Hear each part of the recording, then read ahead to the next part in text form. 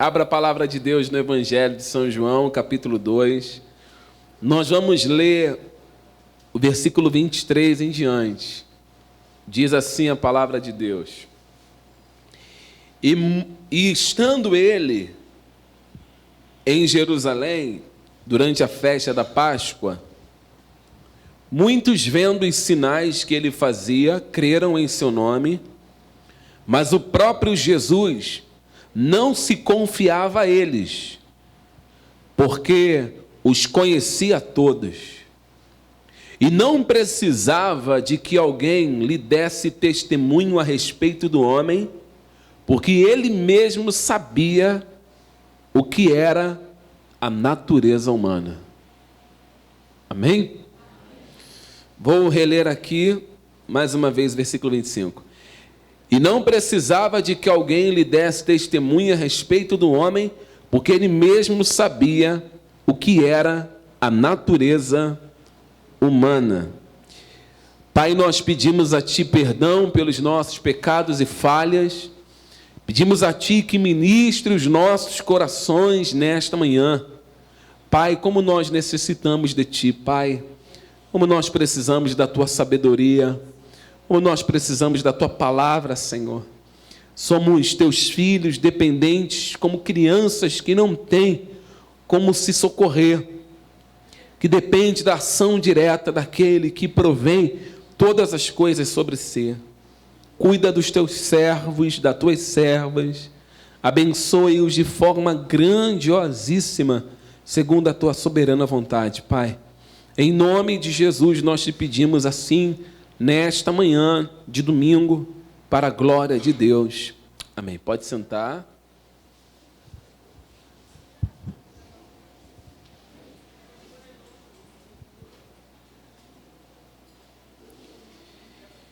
Durante a Páscoa, Jesus ele permanece na cidade de Jerusalém. Depois de todo aquele acontecimento da purificação do templo, depois que Jesus fala a respeito da destruição do templo, e também fala que ele vai ser levantado, o seu corpo vai ser levantado dentro de 3 dias, e os judeus não conseguiram entender que ele estava falando a respeito do seu corpo. Jesus permaneceu em Jerusalém, e ali, em Jerusalém, ele operou muitos sinais, e muitos creram no seu nome. E essa crença que veio sobre a vida das pessoas, veio por causa do poder que foi demonstrado. Então, os judeus não somente creram no Senhor como um grande profeta, mas também acreditavam que ele era o próprio Messias. Entretanto, isto não é o mesmo que dizer que eles renderam os corações. Uma coisa é a pessoa acreditar nos sinais que estão acontecendo. Ela crê que aquele homem é um profeta porque os sinais são notórios, e ao mesmo tempo ela crê que a manifestação deste homem que está acontecendo é algo que viria também sobre o Messias. Então, no coração dessas pessoas que viram os sinais, que viram os acontecimentos, ou creram que Jesus era um profeta ou o próprio Messias, nós precisamos aqui concordar que havia fé no coração deles. Porém, nós temos que deixar aqui como um ponto que nem toda fé é fé salvadora. Não é porque o homem tem fé que ele pode ser dado como um salvo. Nem toda fé é uma fé que salva. Quando Jesus observava a multidão, ele analisava e conhecia não somente o coração, mas os pensamentos destas multidões. Havia muitas pessoas que seguiam Jesus pelo simples fato dele fazer os sinais. Por exemplo, aqui no capítulo 2, no versículo 23, nós estamos encontrando que a multidão, ali na Páscoa, em Jerusalém, viam os sinais que ele fazia e criam no seu nome. Você tem que fazer esse destaque aqui. As multidões não criam em Jesus por aquilo que ele falava, mas criam em Jesus por aquilo que ele dizia. É diferente. Uma coisa é você crer por aquilo que você ouve, e outra coisa é você crer por aquilo que você vê. Os sinais, eles são importantes demais, porém, nem todas as pessoas que vêm até Cristo ou correm para Cristo por causa dos sinais, elas podem ser diagnosticadas como pessoas salvas. A salvação não é dada ao homem porque ele crê no sinal. A salvação é dada ao homem porque ele crê em Cristo. E para crer em Cristo não é simplesmente ver os sinais. Você primeiro precisa crer na palavra que ele diz, sem ver sinais. A fé salvadora, ela se manifesta assim. Jesus, ele repreendia todas as pessoas que vinham atrás dele por causa dos sinais.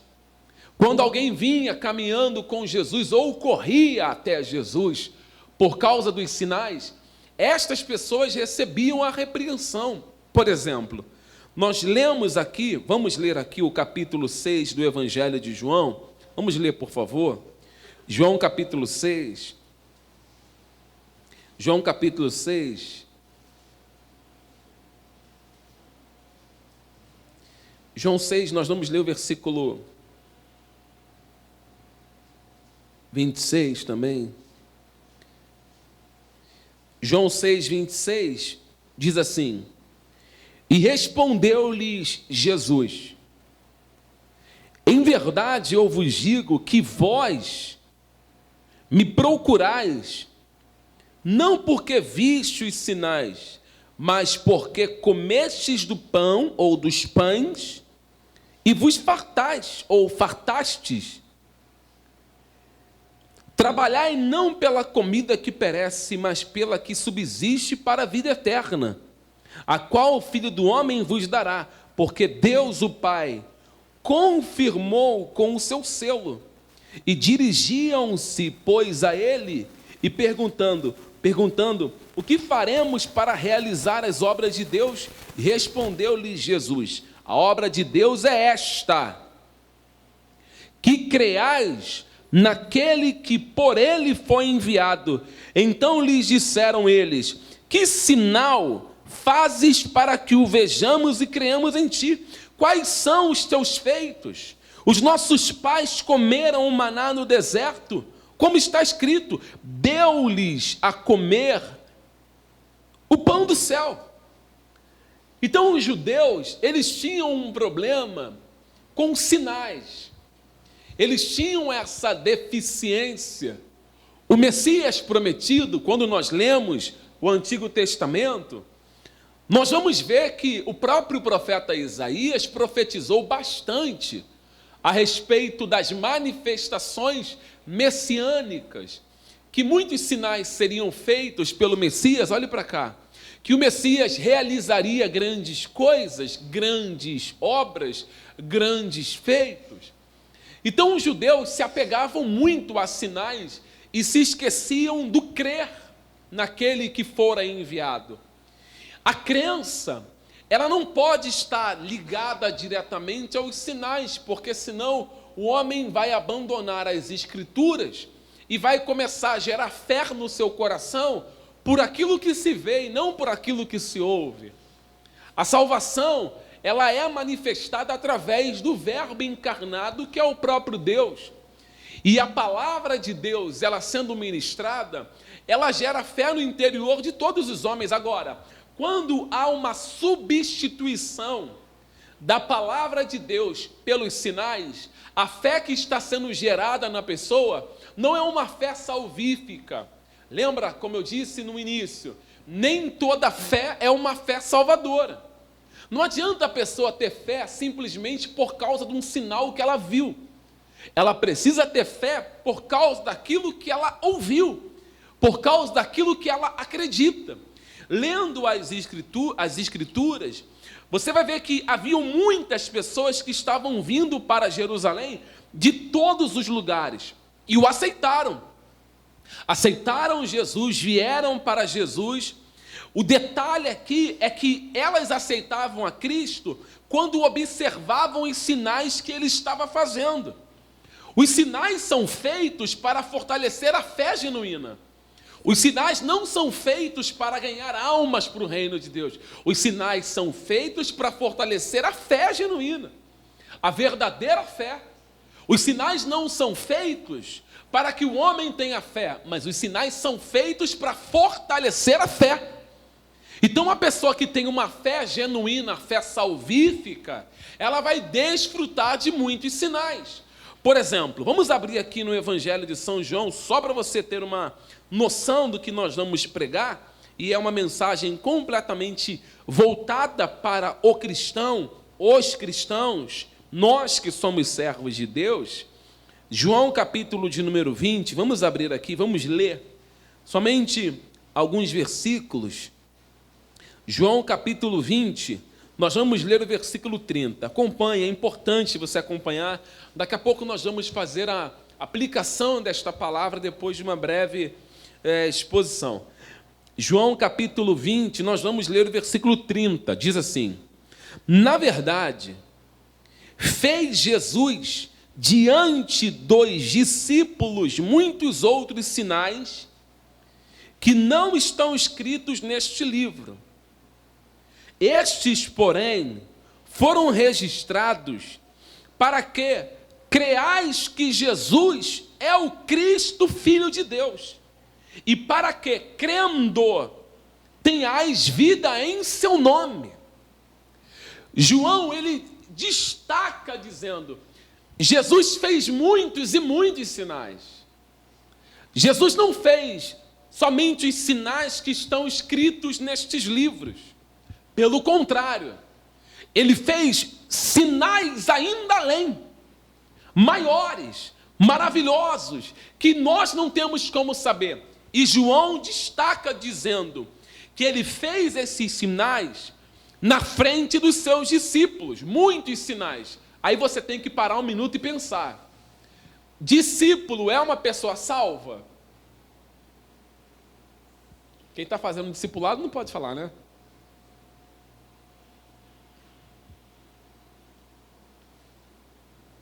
Ô igreja, discípulo é uma pessoa salva?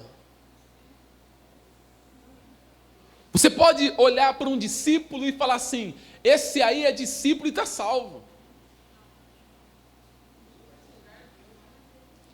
O discípulo, ele é simplesmente alguém que segue os ensinamentos que lhe é aplicado ou por um rabi, ou por um mestre, um professor, e ele segue essa doutrina. Mas não é porque ele está seguindo o que está sendo ensinado que ele pode ser dado como salvo. A salvação, ela é manifestada quando nós cremos naquele que fala conosco. Nós temos que acreditar que as palavras que saem da boca de quem nos ensina, que é o próprio Deus, são palavras de vida. E quando essas palavras entram no discípulo, ele sai da qualidade de discípulo e passa a ser chamado de igreja. Porque uma coisa é você seguir aquele que está te ensinando, outra coisa é você ser morada daquele que te ensina. Porque discípulo, ele pode abandonar o caminho. Por exemplo, o capítulo 6 do Evangelho de João, volte aqui por favor, vamos rapidinho. O capítulo 6 do Evangelho de João, que é um texto muito conhecido, João capítulo 6, versículo 60, João 6, 60, diz assim, João 6, 60, e muitos dos seus discípulos, tendo ouvido o quê? Ouvido o quê, igreja? Tais palavras, para e olhe para cá. O que Jesus falou para esses discípulos? Irmã Nadir, vai sair na gravação. Irmã Nadir, será que Jesus mentiu para esses discípulos? Paulo, Será que aquilo que Jesus vai falar com os discípulos é uma inverdade? Eu ainda vou ler o que ele fala. Beth, será que aquilo que Jesus comunica aos discípulos é uma coisa que ele não deveria falar? O que Jesus falou, olhe para mim, que levou os discípulos a não quererem mais segui-lo? O que Jesus fala que leva alguém que é discípulo a abandoná-lo? A verdade. Então observe que eles estão seguindo Jesus, eles estão indo com Jesus, olhe para cá, eles estão caminhando com Jesus, mas quando Jesus, ele aplica a palavra com uma veracidade ainda maior, com verdades ainda maiores, eles o abandonam. Então isso prova que o simples fato de seguir ou ser discípulo não pode dizer que uma pessoa é salva. Não é porque nós seguimos, não é porque nós caminhamos, não é porque nós andamos na presença de Deus, ou entramos na igreja, ou participamos de culto, ou louvamos a Deus, ou lemos a Bíblia, que podemos dizer assim, sou salvo. Não, não, não. O texto, a leitura do texto, capítulo de número 6, volta aqui por favor, capítulo 6, versículo de número 41, veja, e murmuravam, pois, deles, os judeus, porque dissera, eu sou o pão que desceu do céu. Jesus mentiu? Ele realmente é o pão que desceu do céu? Por ele ter dito essas palavras, gerou incômodo em quem? Quem é que fica escandalizado quando ele fala essa palavra? Quem é que fica completamente pasmados quando Jesus diz essa palavra?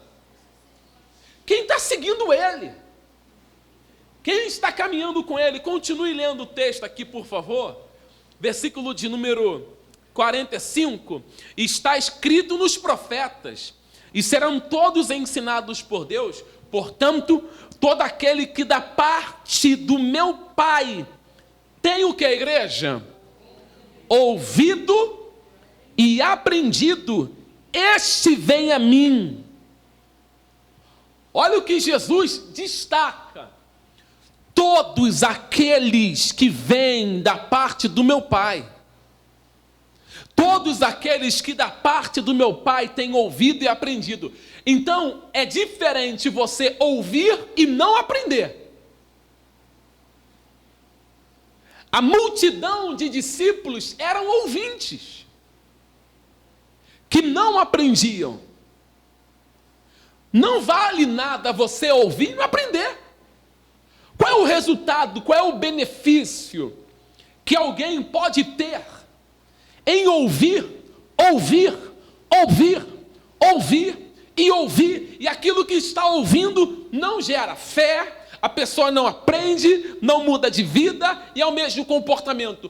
Qual é o benefício? Nenhum. Então a pergunta é, por que essas pessoas estão indo atrás de Jesus? Por que essas pessoas caminham, querem perseguir Jesus, ficam ali ouvindo o que ele fala? Elas seguiam Jesus por aquilo que ele falava, ou elas seguiam Jesus por aquilo que ele fazia?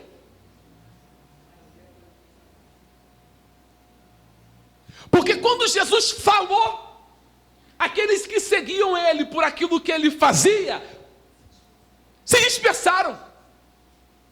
Então a diferença é, eu sou cristão por aquilo que Jesus é, ou eu sou cristão por aquilo que Jesus faz? Quem é cristão por aquilo que Jesus faz, tem fé, mas não é fé que salva. Porque nós temos que ter fé nele por aquilo que ele é, meu Salvador, meu Senhor, dono da minha vida e Rei dos Reis. Não é aquele que dá, não. Isso atrai muita gente. Os sinais atraem muita gente. Igreja, as maravilhas atraem muita gente. Atrai ou não atrai? Mas elas servem para o quê?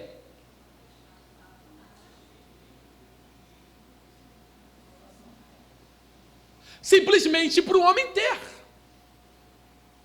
Ter aonde? Só na terra. E o objetivo de Jesus é que o homem tenha só na terra? Qual é o maior objetivo? Eternidade. Então o texto que nós vamos continuar lendo aqui vai desmuiçando. Porque Jesus, ele vai colocar assim para eles, ó, eu conheço vocês. Eu vou entrar na parte ainda pior aqui, aguenta aí. Eu conheço vocês, sei quem vocês são, sei por que vocês estão vindo atrás de mim, e como eu sei de tudo, eu vou agora pregar algo aqui que vai quebrar o protocolo dentro de vocês, porque a multidão está indo atrás dele por causa de pão. O negócio é o pão que eles comeram, amém? O negócio é aquilo que satisfez o estômago deles. O que Jesus fala? Se eles estão com fome, alguém aqui está com fome? Ninguém está com fome?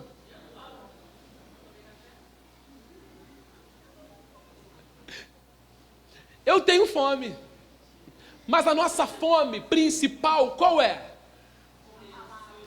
Gente, vamos abandonar a hipocrisia, vamos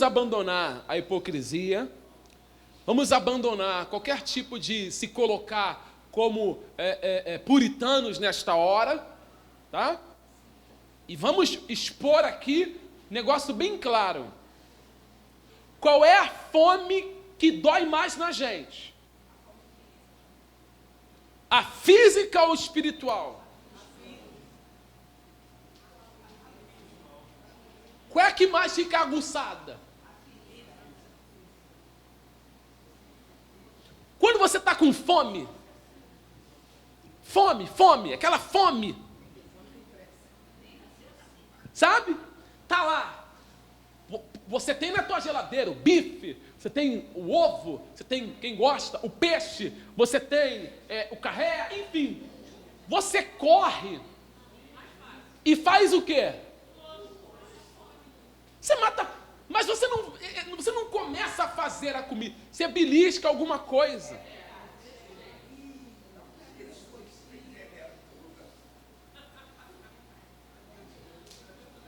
Não é assim?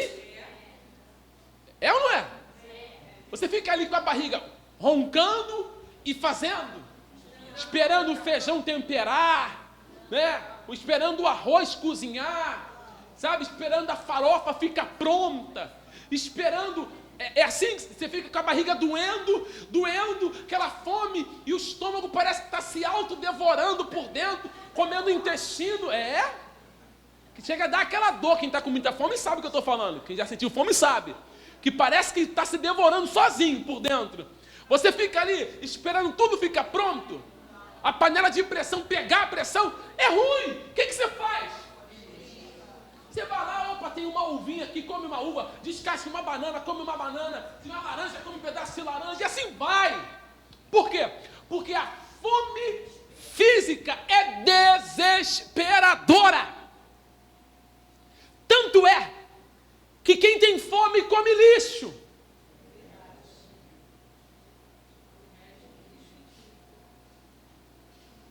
Quem tem fome vai para a lixeira, revira, tira o bicho, tira o tapuru e come.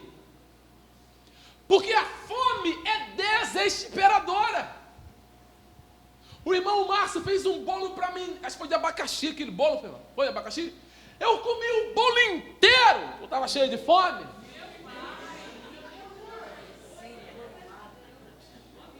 Como? Estava com muita fome. É uma coisa desesperadora. E o bolo do irmão Márcio, brincadeira não. Tá muito bolo.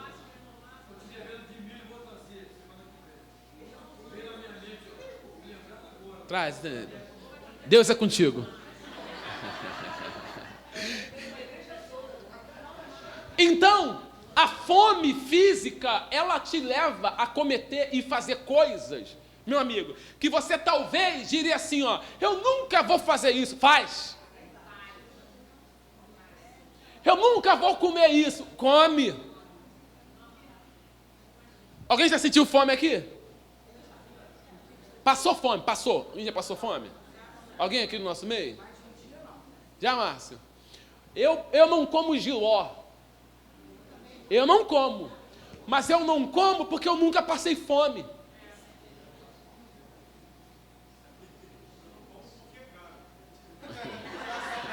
Também, né, Tiago? É o teu caso, né? É. Eu não como peixe. Não como porque eu nunca passei fome. Então a igreja, o povo de Deus, presta atenção nisso aqui. O povo de Deus tem uma facilidade, isso é em geral, não é só o povo de Deus não, de correr, se alimentar. Agora, quando a fome espiritual bate, o que se faz? Se é que o seu organismo sente fome espiritual. Se é que a tua alma sente fome e sede de ouvir a palavra de Deus. Porque o nosso homem, o cristão, alguém está me ouvindo? Ele tem fome daquilo que alimenta. Não é paliativo, alimentar. Tem que trazer sustância. Quando você faz aquela maratona, corre, e sente muita sede, o que você bebe? Não, você não bebe água. Você bebe coca.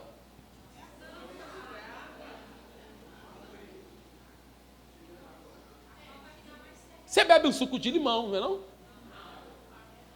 Você bebe o quê? Por quê? Porque a água sacia. A pergunta é, esse povo aqui que está indo atrás de Jesus, se parece com que povo?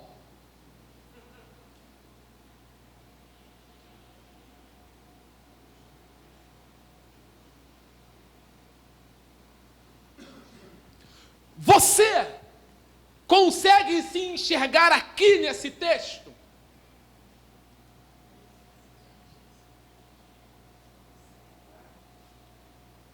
Porque Jesus diz, vocês estão com fome. Olhe para mim, ele já tinha alimentado o corpo, porque ele deu pão, multiplicou pão, e eles comeram.